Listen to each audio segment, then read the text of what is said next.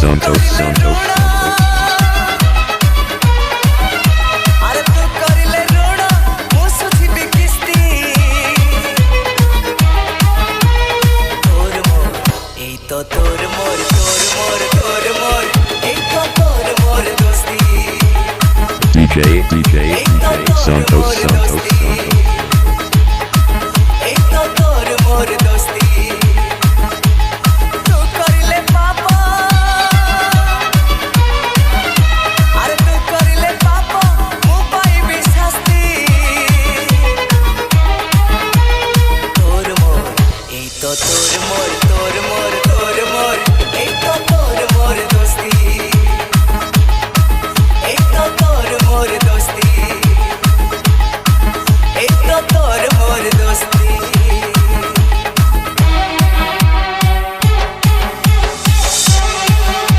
DJ Santos Santos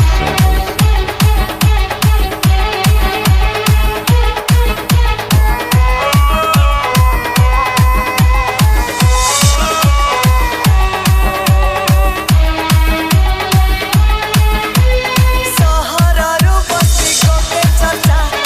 आम दोस्ती पाई केते ईर्षा सहरारू बस्ती कोके चर्चा आम दोस्ती पाई केते ईर्षा खरा हौ शीत हौ वर्षा खुशी रे जीवा मन इच्छा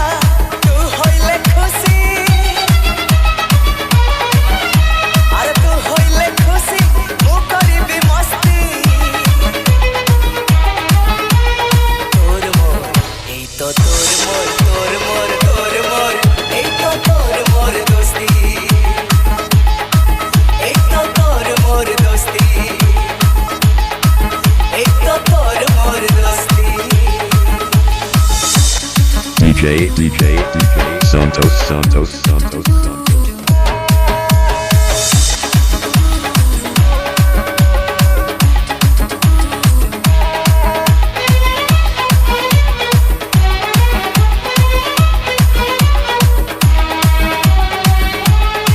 तीनोटी देहरे गोटे DJ Santos Santos Santos तीनोटी Dehre गोटे मना छाती आखिरे गोटे स्वप्न सरी जीवा पछे सादा जन्म